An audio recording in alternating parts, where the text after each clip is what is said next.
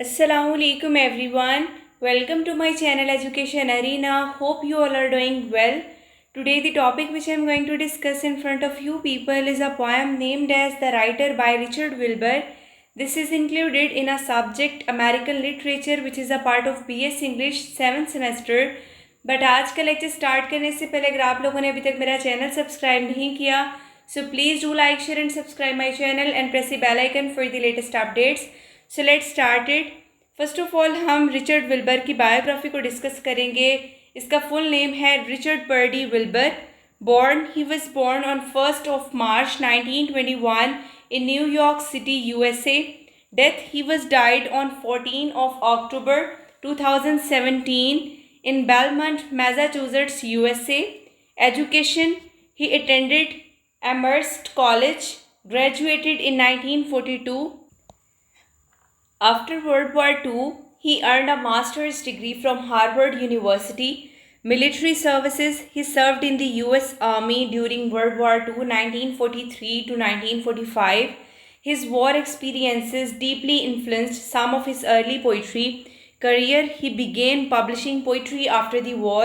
He worked as a teacher and professor at several universities including Harvard University, Wesleyan University and Smith College. Known for his formal style, use of rhyme and meter, and clarity of expression, also a noted translator, especially of French playwright Molière.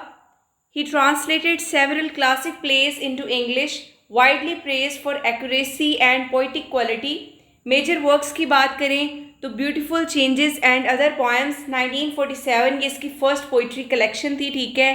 Things of this world 1956 जिसकी वजह से इसको Pulitzer price भी मिला था. New and collected poems 1988 इनके लिए इसको अगेन पुलिट्जर प्राइज़ मिला था. Translations of Molière plays such as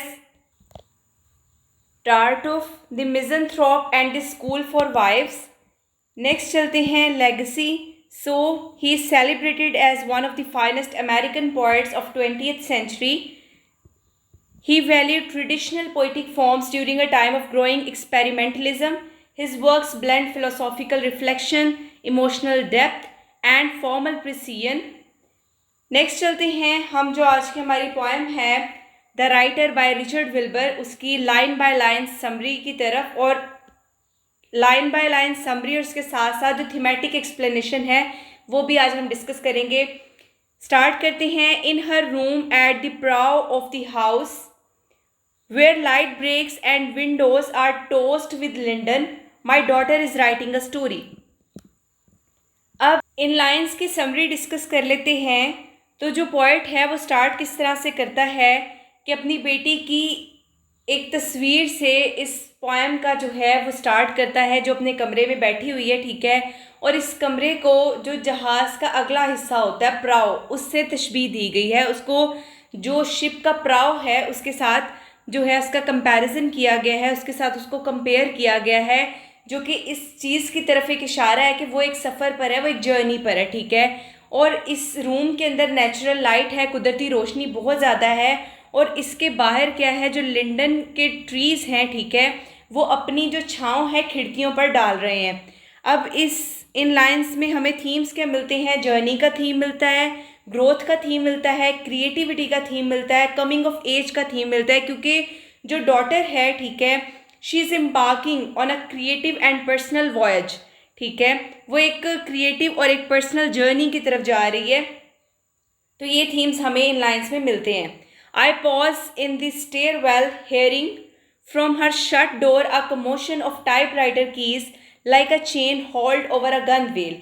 अब इन लाइन्स की समरी क्या है कि जो स्पीकर है फादर है वो स्टेयर्स के ऊपर रुकता है. ठीक है. और जो टाइपराइटर की क्लैटरिंग की आवाज़ है उसको सुनता है. ठीक है. और उसको फिर कंपेयर करता है कि एक हैवी चेन है जो कि बोट के ऊपर पुल की जाती है उस चीज़ से उसको कंपेयर करता है. नेक्स्ट क्या है इसमें हमें थीम्स क्या मिलते हैं. क्रिएटिव स्ट्रगल का थीम मिलता है, लेबर ऑफ राइटिंग का थीम मिलता है और जो एक्सप्रेशन की इंटेंसिटी है जो उसकी शिद्दत है उसका थीम मिलता है. ये जो सिमिली है ये शो करती है कि राइटिंग डेलिकेट नहीं है, ये फिजिकली भी और इमोशनली भी एक डिमांडिंग एक्ट है। नेक्स्ट वो कहते हैं young as she is the stuff of her life is a great cargo and some of it heavy, I wish her a lucky passage. In lines की summary क्या है? वो कहते हैं कि वो यंग है लेकिन डॉटर जो है वो इमोशनल एक्सपीरियंशियल जो बर्डन्स हैं उनको ऑलरेडी वो कैरी किए हुए है। फादर जो है उसको विश करता है एक लकी पैसेज, एक लकी जर्नी, ठीक है। और वो सी वॉयज का मेटाफर अब यूज़ करता रहता है और होप करता है कि वो अपने इनर वर्ल्ड को सक्सेसफुली नेविगेट कर सके। इन लाइंस में हमें थीम कौन से मिलते हैं? पेरेंटल कंसर्न का, ट्रांजिशन टू अडल्टहुड का, द वेट ऑफ एक्सपीरियंस का, स्पोर्ट वर्सेस इंडिपेंडेंस का। नेक्स्ट चलते हैं। So but now it is she who pauses as if to reject my thought and its easy figure. In lines की summary क्या है कि daughter जो है वो अब टाइप करना रोक देती है और इस साइलेंस में यूँ लगता है कि वो जो फादर के रोमांटिक मेटाफर है उसकी जर्नी को लेकर उसको डिसप्रूव कर रही है या फिर उसको रेजिस्ट कर रही है। अब इन लाइंस में हमें थीम कौन से मिलते हैं? जनरेशनल गैप का थीम मिलता है, इंडिविजुअल स्ट्रगल का थीम मिलता है, जो पेरेंटल अंडरस्टैंडिंग की लिमिट्स हैं उनका थीम मिलता है। उसकी साइलेंस जो है वो असर्ट कर रही है उसकी ऑटोनॉमी को, ठीक है।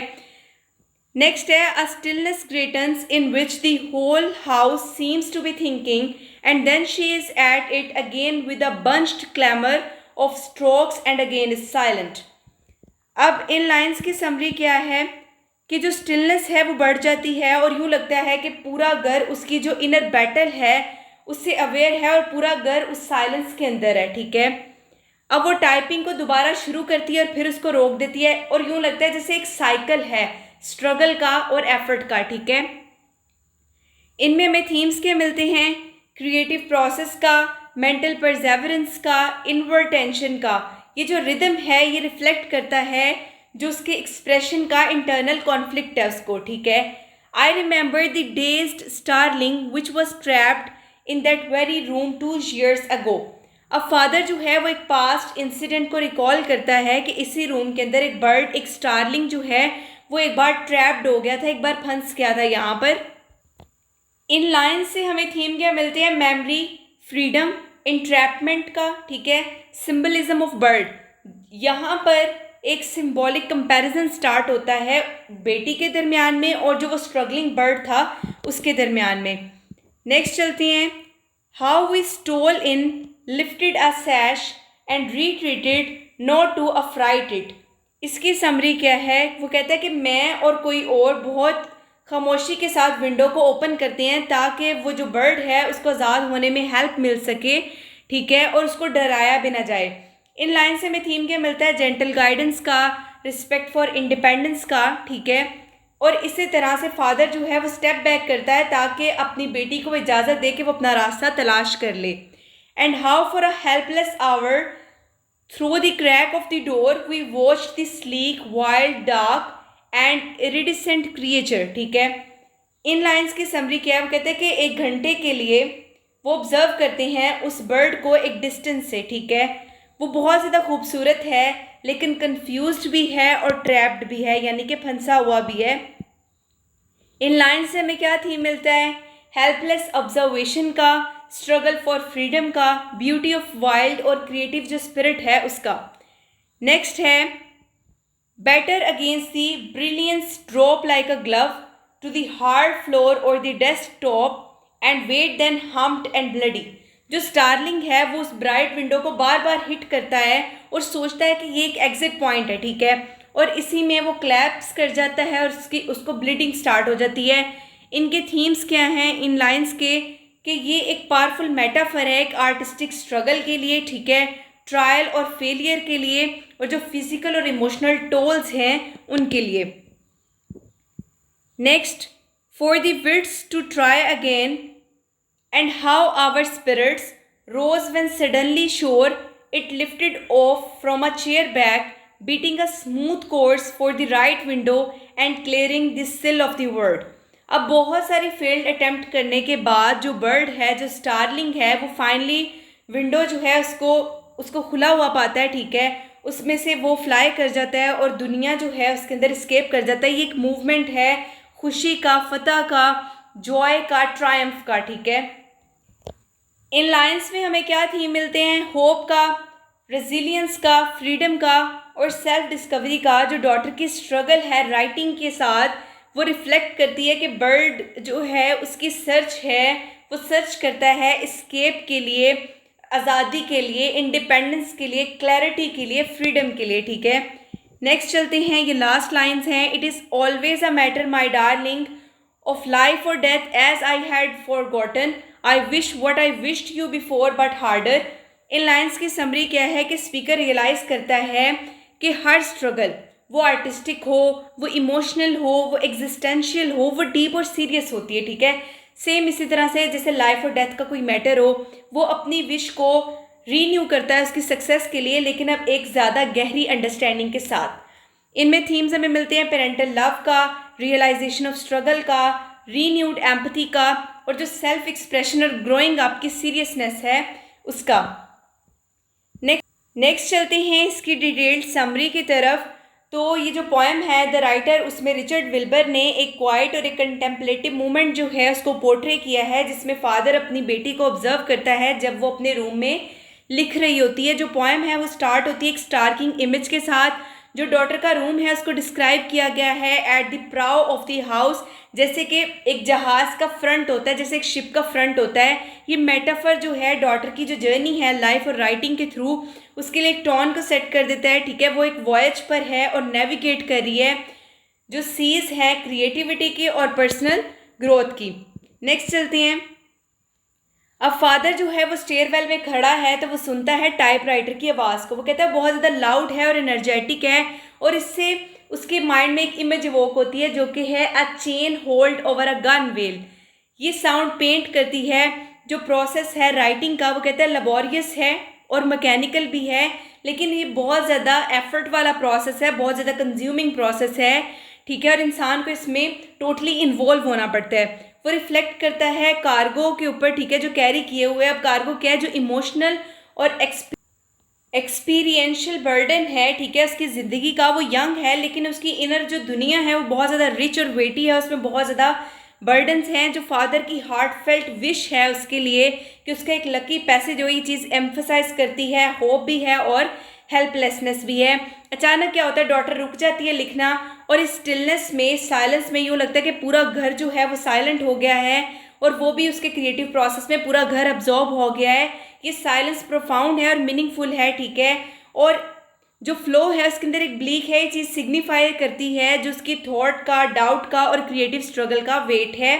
अब टाइपराइटर की साउंड जो है वो रिज्यूम होती है ब्रीफली, ठीक है, और एक और पॉज आता है। ये चीज़ रीइंफोर्स करती है कि क्रिएटिविटी जो है वो फिट्स और स्टार्ट्स में आती है। फिट्स और स्टार्ट्स का मतलब होता है इरेगुलरली, ठीक है, इनकंसिस्टेंटली, ठीक है। नेक्स्ट चलते हैं।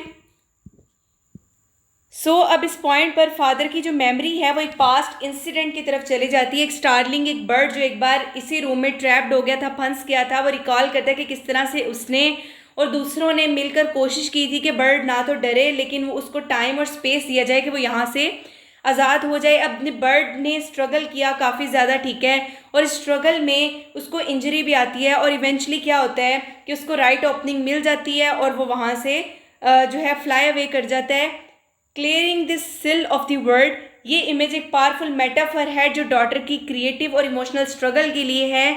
यानी कि वो कोशिश करती है कि वो ब्रेक फ्री करे, ठीक है, एक्सप्रेस करे और राइट पाथ जो है, ठीक है, उसको तलाश करे कन्फ्यूजन और चैलेंज के थ्रू। जो पोएम है वो एंड किस तरह होती है, एक डीप और एक अर्जेंट रिपीटिशन होती है। जो स्टार्ट पर विश की गई थी उसी के साथ, I wish what I wished you before but harder. अब फादर जो है वो अंडरस्टैंड करता है ज़्यादा अच्छे से अपनी बेटी की जो जर्नी है उसकी इंटेंसिटी को, जो राइटिंग के बारे में नहीं है बल्कि उसकी पूरी ज़िंदगी के बारे में है, जो कि यूँ लगता है लाइफ और डेथ का एक मैटर है। इसके ओवरऑल थीम्स देख लेते हैं। The struggles of creativity, coming of age, personal growth, parental perspective and powerlessness, freedom versus entrapment, hope, resilience and triumph. Conclusion की तरफ चलते हैं। रिचर्ड विल्बर की जो पोएम है ये एक ब्यूटीफुली लेयर्ड पोएम है जो इंटरट्वाइन करती है पर्सनल मेमोरी को, पेरेंटल लव को, और जो इनर स्ट्रगल है आर्टिस्टिक क्रिएशन की, इसमें रिच मेटाफर और विविड इमेजरी यूज़ हुई है और ये पोएम जो है एक मेडिटेशन है ग्रोइंग अप के प्रोसेस पे, जो एफर्ट की लॉनलीनेस है उस पर, और जो परसेवरेंस की पावर है उस पर, जो फादर की डीपनिंग इंसाइट है अपनी बेटी की जर्नी में, वो ट्रांसफॉर्म करती है एक सिंपल मोमेंट को एक प्रोफाउंड रियलाइजेशन में, जो कि ज़िंदगी के बारे में है, फ्रीडम के बारे में है और पर्पस के बारे में है। तो ये आज का हमारा लेक्चर था। Hope you guys understand my lecture. So please do like, share and subscribe my channel and press the bell icon for the latest updates. Inshallah in future I'll try to make more informative videos for you people. और इस lecture का PDF जो है वो आपको description में मिल जाएगा। Thank you so much.